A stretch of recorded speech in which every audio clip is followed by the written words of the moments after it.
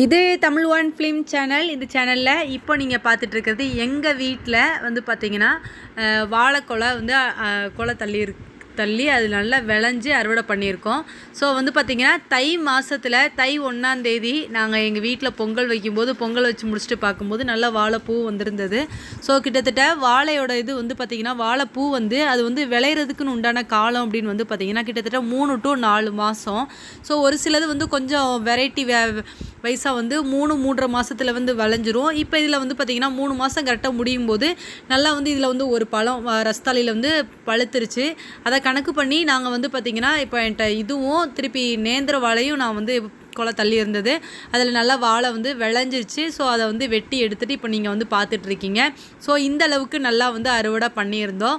So நம்ம வீட்டில் வைக்கிறதுல எந்த ஒரு மருந்தும் தெளிக்காமல் ஜஸ்ட்டு நம்ம தண்ணி உரங்கள் மட்டுமே போட்டு எடுத்து சாப்பிட்ற அந்த வாழைப்பழம் வீட்டில் வளர்த்து சாப்பிட்டவங்களுக்கு மட்டும்தான் மேக்ஸிமம் அதோட ருசி அப்படிங்கிறது தெரியும் அப்படின்னே வந்து சொல்லலாம். ஏன் அப்படின்னு வந்து பார்த்திங்கன்னா மருந்துகள் தெளித்து வர்றதுக்கும் இதை சாப்பிட்றதுக்கும் இதோட டேஸ்ட் அவ்வளோ நல்லா இருக்கும்.